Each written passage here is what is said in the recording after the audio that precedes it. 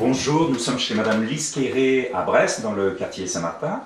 Madame Quéré, alors, un petit brin d'histoire. Nous sommes en 1989, vous êtes quatre amis, quatre familles d'amis, oui. Et vous décidez d'acheter en copropriété cet immeuble. Racontez-nous cette histoire. Oui, nous avons eu l'opportunité d'acheter cet immeuble et entre amis. Et donc nous y avons habité de 89 jusqu'à 2009.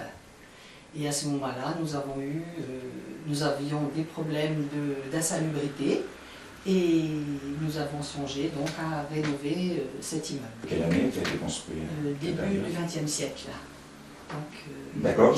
Combien de logements? 5 logements. Répartis sur 4 niveaux? Oui, répartis sur 4 niveaux. Donc nous avions, chaque propriétaire avait un logement et le rez-de-chaussée était entre nous 4. Parce que c'était aussi un peu un esprit communautaire. Et donc nous avions une buanderie commune, voilà, pour faciliter la vie entre nous. Donc vous y vivez jusqu'en 2010, sans encombre particulier, et en 2010, si, des soucis on avait déjà eu des problèmes de mérule, et nous avions dû donc à un moment donné faire appel à Santé Bois pour faire quelques travaux au niveau de l'escalier, de la cage d'escalier, parce qu'on sentait bien qu'il y avait des soucis. Et ensuite, nous avons appris que, eh bien, il y avait plusieurs immeubles dans le quartier Saint-Martin qui étaient touchés par toutes ces microbes ou ces champignons. Et nous avons eu la chance d'avoir l'opportunité de nous rendre compte que le pacte allait mettre en place une opération d'amélioration de l'habitat sur le quartier. On est en quelle année? On est en 2005. 2005. D'accord. Donc là, ça vous intéresse? Et oui, vous vous renseignez? Bien sûr, on se renseigne parce qu'on trouve que c'est une idée qui peut nous intéresser et nous prenons contact directement avec le pacte.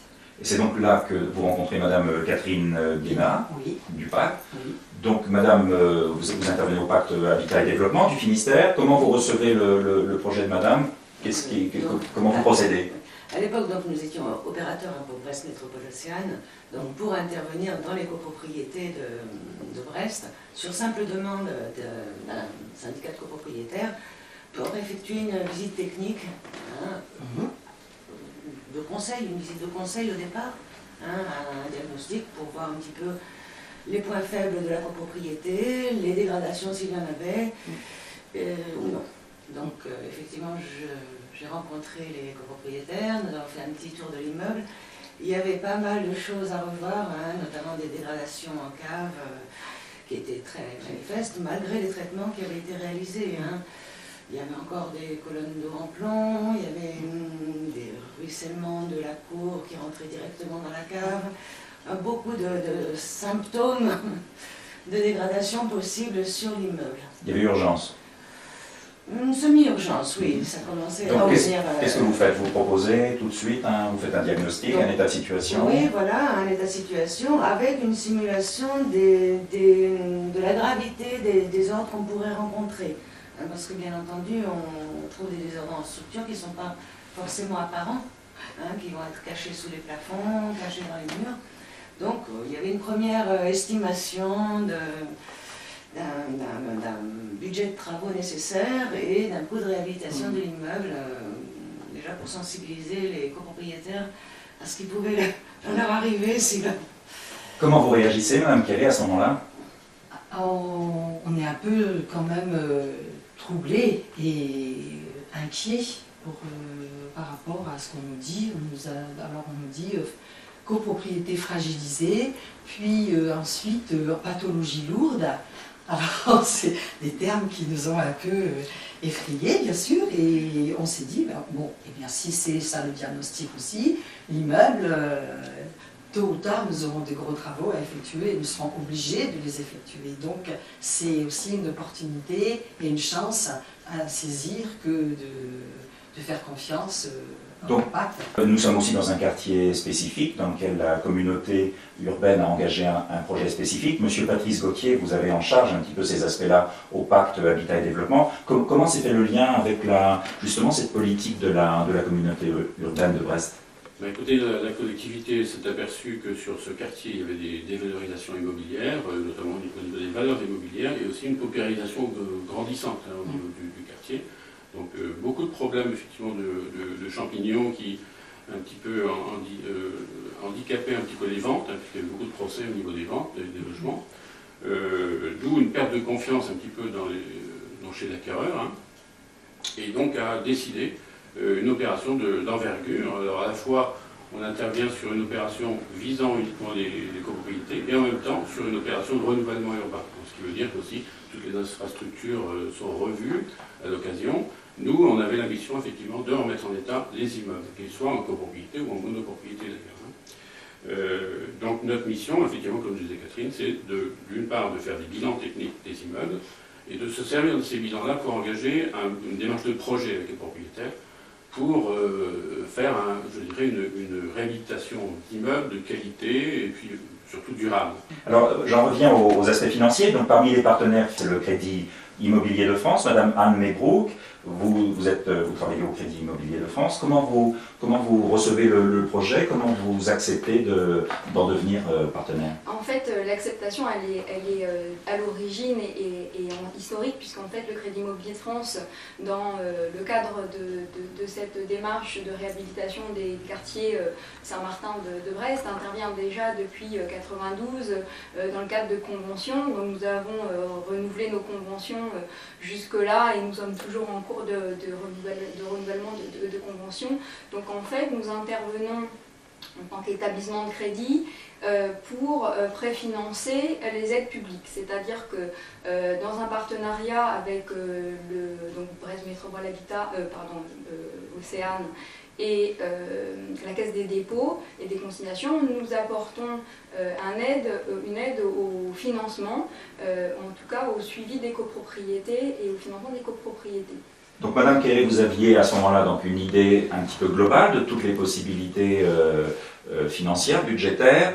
Vous étiez confronté à des difficultés malgré tout, et c'est là que le Crédit Immobilier vous propose un de ses services qui s'appelle Procivis. Non, voilà, ici c'est en fait effectivement Procivis est la maison mère du Crédit Immobilier de France, et dans une convention qui a été établie avec l'État en 2006, nous intervenons auprès des particuliers en difficulté dans leur entretien de logement. Nous intervenons par des prêts mission sociale, et nous avons au niveau du Finistère et du Morbihan donc un service qui s'appelle mission sociale et qui en fait est tenu par Bénédicte Camerou, qui est chargé de mission sociale et donc qui a été contacté par l'intermédiaire du pacte pour apporter une aide particulière donc à chaque copropriétaire qui était en difficulté. Très bien, alors Madame Bénédicte Camerou, est-ce que vous pouvez nous dire de manière concrète comment tout ça s'est mis en place? Oui, parce qu'effectivement, ce qui est important de comprendre, c'est que c'est le pacte ARIM qui centralise les dossiers donc, sur la partie technique et sur la partie financière. Et c'est donc le pacte ARIM, puisqu'on est partenaire du pacte ARIM, Procivis est partenaire du pacte ARIM depuis de nombreuses années sur d'autres thématiques, sur l'habitat indigne, sur le handicap, sur différentes thématiques, qui nous sollicite lorsqu'ils sont confrontés à des copropriétaires occupants qui sont en difficulté, qui se retrouvent avec des quotes-parts à charge très importantes et qui donc, en l'occurrence pour Madame Quéré, on était sur un montant, sur une quote-part de 70 000 €.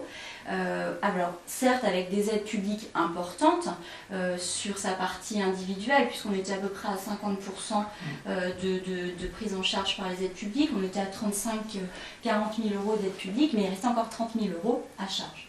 Donc le pacte nous a sollicité. Donc nous avons été effectivement en mesure de proposer un prêt à 0% à Madame Quéré, donc 30 000 € à 0% sur 7 ans en l'occurrence, ce qui faisait donc une mensualité relativement acceptable.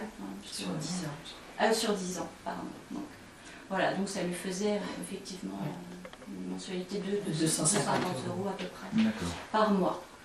Donc le Crédit Immobilier est un des partenaires financiers importants de ce projet. Il n'est pas le seul, Monsieur Gauthier, il y a eu d'autres partenaires qui ont aidé à la construction de ce projet. Il faut savoir qu'il y a une double opération en fait, sur cet immeuble. Il y a une opération qui concerne les parties communes. Donc ça c'est déjà un projet collectif hein, avec des financements bien particuliers. Et chaque projet individuel par logement. Parce qu'il y a eu des logements locatifs qui ont été faits. Donc il y a un projet individuel de logement locatif avec des financements spécifiques. Madame Quéré, elle a un projet de propriétaire occupant avec des financements aussi spécifiques. Donc on a effectivement dans ce projet l'ANA, l'Agence nationale de l'habitat, qui intervient pour une grosse partie, Brest Métropole Océane, qui abonde effectivement ses subventions, qui intervient aussi au niveau de la qualité architecturale du projet, sur les travaux extérieurs, hein, et donc la région également, la région qui est intervenue, parce que c'est une propriété dite à pathologie lourde, on le répète, hein, et qu'à ce titre-là, la région a donné effectivement 1 500 € de primes spéciales sur chaque logement.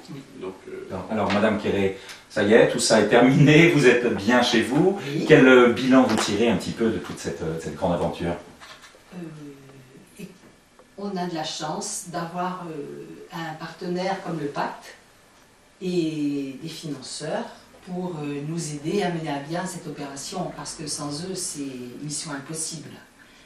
Donc, c'est vraiment important qu'on a de la chance d'avoir cet organisme qui nous a apporté vraiment tout au long de ces 18 mois et bien même avant, une aide, mais qui a été vraiment efficace.